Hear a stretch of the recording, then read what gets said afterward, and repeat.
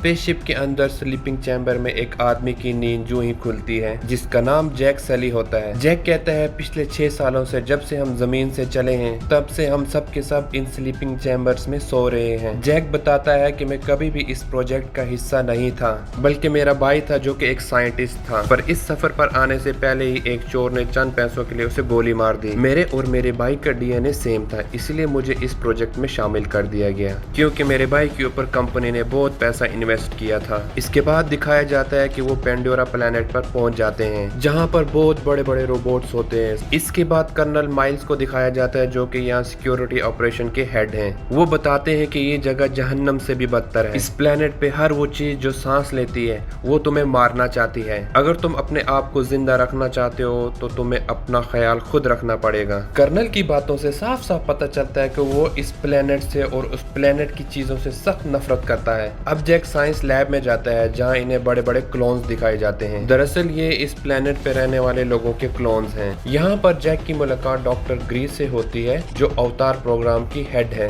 दरअसल उसे जैक की नहीं उसके बाइक की जरूरत थी जो अब इस दुनिया में नहीं रहा। इस बात से नाराज होकर वो अपने दूसरे सीनियर कोलीग बाकर के पास जाती है जो इस पूरे प्रोग्राम का हेड है। वो बाकर को कहती है मुझे किसी फौजी की जरूरत नहीं है।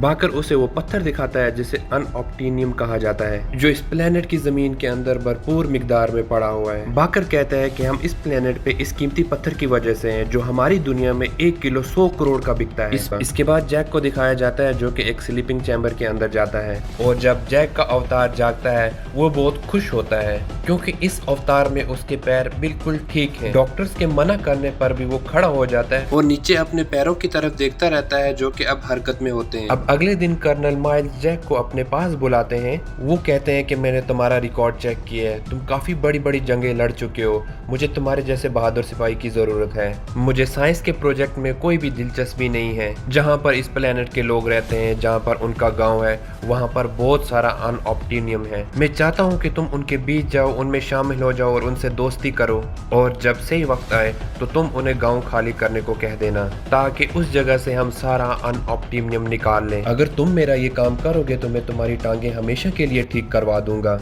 उसके बाद जैक कहता है कि मैं आपके लिए जरूर काम करूंगा। अब अगले दिन ही जैक, ग्रेस, नोम और उसके कुछ साथी जंगल में पहुंच जाते हैं। जैक इनसे अलग होकर इस जंगल को देखने लगता है और उनके पीछे होता है खतरनाक जानवर। ग्रेस उसे कहती है कि जितनी तेज भाग सकते हो भागो और अब जैक भागना शुरू करता है, पर तभी एक झरना आ जाता है जिस पर जैक कूद जाता है। इस तरह तो जैक अपनी जान तो बचा लेता है पर वो अपने साथियों से अब अलग हो चुका है। वो इस खतरनाक जंगल में भटक रहा है, उसे नहीं पता कि उसे कहाँ जाना चाहिए। तभी एक पेड़ पे हमें दिखाया जाता है जहाँ पर एक लड़की होती है जिसका नाम नीटिरी है। वो इसी प्लेनेट की है और वो जैक को देख लेती है और अब वो उसे अपने तीर से मारने वाली होती है। तभी उसके तीर के ऊपर एक अजीब सी चीज आकर बैठ जाती है जिस वजह से वो जैक को नहीं मारती। जैक को भटकते भटकते रात हो जाती है। तभी इस प्लेनेट के जंगली कुत्ते एक साथ हमला कर देते हैं। यहाँ पर वही लड़की जिसका नाम नीटिरी और वो सभी जंगली कुत्तों को मार कर भगा देती है।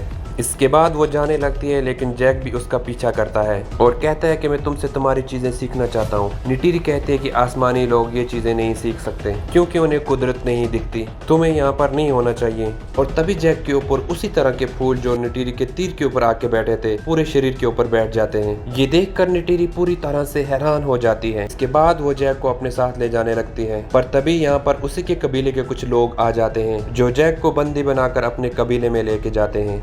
नीटिरी के पिता इस कबीले के सरदार होते हैं और उसकी मॉम एक स्पिरिचुअल गुरु होती है जो जैक का खून टेस्ट करती है। वो समझ जाती है कि ये एक पवित्र आत्मा है और अगले ही पल जैक का जो इंसानी शरीर है वो उड़ जाता है। जैक को सभी जिंदा देख के हैरान हो जाते हैं क्योंकि वो सोचते हैं कि जैक के जो अवतार वाला शरीर है उसको अभी तक मार दिया होगा। और अब जैक रोज उनके गांव में जाना शुरू कर देता है जहां नीटिरी उसे ट्रेनिंग देना शुरू कर देती है कि जंगलों में कैसे जाया जाता है, पेड़ों के ऊपर कैसे भागा जाता है और किस तरह से हथियार चलाए जाते हैं। जैक भी उनके तौर तरीके पूरी शिद्दत से सीख रहा होता है और बहुत जल्दी वो उनकी सभी कलाओं को सीख जाता है।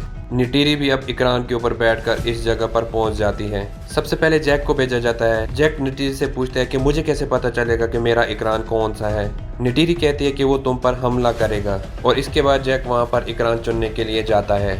एक इकरान उस पर हमला करता है। जैक बड़ी मुश्किल से उसको अपने कंट्रोल में ले लेता है और इसके बाद वो इसकी सवारी करता है। शुरू में जैक को बहुत प्रॉब्लम होती है, लेकिन जल्द ही वो सीख जाता है कि इकरान को कैसे कंट्रोल किया जाता है। इस एक दिन जब ये दोनों के दोनों अपने इकरान पे होते हैं, तभी आसमान से एक बहुत बड़ा इकरान जो कि छोटे इकरानों को खा जाता है, वो जैक के ऊपर हमला कर देता है, जिस वजह से जैक और नटीरी को वहाँ से भागना पड़ता है। ये दोनों के दोनों किसी भी तरह उस इकरान से बच जाते हैं। रात को नटीरी बताती है कि इसे तुर्क कहा जाता है। आज तक नावी कुल के इतिहास में सिर्फ 5 बार लोगों ने इसकी सवारी की है और जैक ने भी अपनी परीक्षा पूरी कर ली, इसीलिए सब जैक को अपने रीति रिवाज से अपने गिरोह में शामिल कर लेते हैं। नटीरी जैक को एक पवित्र जगह पर ले जाती है। वो कहती है कि यहाँ पे हम प्रार्थना करते हैं, इसे आवाज़ों का पेड़ कहा जाता है।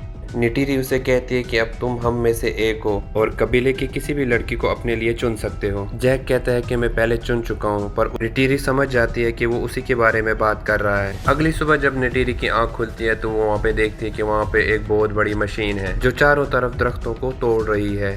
वो जैक को उठाने की कोशिश करती है, पर जैक इंसानी दुनिया में यानी इंसानी रूप में उठा होता है। जैक और ग्रीस अपने स्लीपिंग चैम्बर में चले जाते हैं और इसके बाद वो अपने अवतार वाले रूप में जाग जाते हैं, जहां पर जैक उन कबीले वालों को बताता है कि यहाँ पर बहुत जल्दी इंसानी आर्मी आने वाली है। वो तुम्हारे गाँव को पूरा तबाह कर देगी, तुम चाह के भी उनके हथियारों का सामना नहीं कर सकते। इंसानों ने मुझे इसीलिए यहाँ पर भेजा था। और उसके बाद जैक को और ग्रेस को बंदी बना दिया जाता है और उसके बाद जो कबीले का सरदार होता है वो ऐलान करता है कि हम इंसानों का भरपूर मुकाबला करेंगे। वहीं कर्नल अपनी पूरी फौज लेके इनके गांव तक पहुंच जाता है। कर्नल देखता है कि जैक को और ग्रेस को बंदी बना दिया गया है। वो समझ जाता है कि इन लोगों ने इनकी बात नहीं मानी, इसीलिए वो अपनी आर्मी को इनके ऊपर हमला करने का ऑर्डर दे देता है और एक के बाद एक कई मिसाइलें छोड़ी जाती हैं। और तभी नटीरी की मॉम वो चाकू लेके जैक के पास जाती है। वो इनकी रस्सियां काट देती हैं और अब जैक भी इनकी मदद करने की कोशिश करता है, पर तभी इनका बड़ा विशाल पेड़ वहां से गिरता है, जिसकी वजह से इनको वहां से भागना पड़ता है। और नटीरी के फादर जो कि कबीले के सरदार हैं, उनकी भी मृत्यु हो जाती है। जैक की और ग्रेस की मशीन को भी बंद कर दिया जाता है, जो कि दोनों इंसानी दुनिया में उड़ जाते हैं और इन दोनों को बंदी बना दिया जाता है। इंसानी पायलट में एक लेडी पायलट होती है, जिसे ये लगता है कि यहाँ के प्लेनेट में इन लोगों के साथ जो भी हो रहा है गलत हो रहा है, इसलिए वो बड़ी चालाकी से उन तीनों को वहाँ से निकाल के अपने फाइटर प्लेन में लेके आ जाती है। एक बार फिर जैक क्लोन के रूप में उड़ जाता है। वो देखता है कि उसके चारों तरफ राख ही राख है। ये एक तबाही का मंजर है। जैक कहता है कि उन्हें मेरी मदद की जरूरत है। वहीं हमें नावी लोगों को दिखाया जाता है जो कि प्रे कर रहे होते हैं और तभी वहाँ पे सब डर जाते हैं, क्योंकि उनकी तरफ इकरान बढ़ रहा होता है जो पशु पक्षी और यहाँ के लोगों को सबको मार के खा जाता है। जब वहाँ के लोग ध्यान से देखते हैं, वो देख रहे होते हैं कि जैक उसके ऊपर सवारी कर रहा है। ये देख के वहाँ सब के सब डर जाते हैं, क्योंकि आज से पहले सिर्फ 5 ही लोग इस तुर्क की सवारी कर पाए हैं। नटीरी को भी एक बार फिर से जैक पर विश्वास हो जाता है। जैक यहाँ पे ऐलान करता है कि इंसानी लोग हमारी तरफ बढ़ रहे हैं, वो चाहते हैं कि हम ये जगह जल्द से जल्द खाली कर दें, पर अब एक संदेश इंसानों तक भी पहुंचाना है। अब चाहे कुछ भी हो जाए, हम ये जगह खाली नहीं करेंगे। ये हमारी ज़मीन है। बाकी कबीले वालों को भी ऐलान कर दो कि तुर्क मकटू ने उन्हें बुलाया है, जिस वजह से यहाँ पर और भी नावी लोग इकट्ठे हो जाते हैं। अगले दिन इंसान इनके आत्माओं के पेड़ को नष्ट करने के लिए आगे बढ़ रहे होते हैं, लेकिन जैक और उसके सभी साथी युद्ध के लिए तैयार होते हैं। जैक के कुछ साथी हवा से पक्षियों पर इन पर हमला करते हैं और कुछ जमीन से हमला करते हैं। जैक के पास इस प्लेनेट का सबसे बड़ा पक्षी है, इसीलिए वो उसकी मदद से इंसानों के सारे हेलीकॉप्टर्स को तबाह कर देता है। जैक इनका बहुत ही बहादुरी से सामना करता है, लेकिन इंसानों के पास हथियार हैं, जबकि इस प्लेनेट के लोगों के पास ऐसा कोई भी हथियार नहीं होता है, इसलिए धीरे धीरे उनकी हार शुरू हो जाती है। और एक पल ऐसा आता है जब नटीरी फंस जाती है।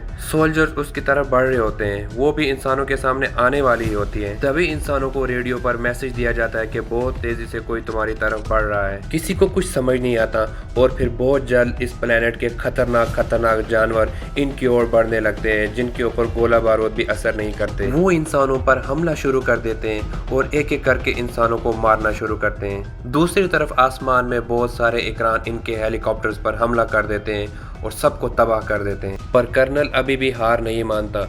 वो एक बहुत बड़े रोबोट के अंदर फिट हो जाता है और जैक पर हमला करता है। जैक और उसके बीच में बहुत बड़ी घमासान लड़ाई हो जाती है। कर्नल कहता है तुम शायद अपनी असलियत भूल गए हो। दरअसल कर्नल को स्लीपिंग चैम्बर दिख जाते हैं, जिसके अंदर इंसानी जैक सो रहा है। वो स्लीपिंग चैम्बर को तोड़ना शुरू कर देता है। जैक दोबारा उसके ऊपर हमला करता है, पर अब जैक का इंसानी रूप उठना शुरू हो जाता है, इसलिए यहाँ पे जैक का क्लोन कमजोर पड़ जाता है। कर्नल चाकू से जैक का गला काटने वाला होता है कि तब वहाँ पे नटीरी पहुंच जाती है और अपना जहरीला तीर कर्नल के सीने के आर पार कर देती है। कर्नल वहीं मर जाता है, पर अब जैक का इंसानी रूप जागने लगता है, इसलिए क्लोन पूरी तरह से डेड हो जाता है। जैक को सांस लेने में प्रॉब्लम हो रही होती है, तब नेटीरी को एहसास हो जाता है कि जैक का इंसानी रूप अंदर है।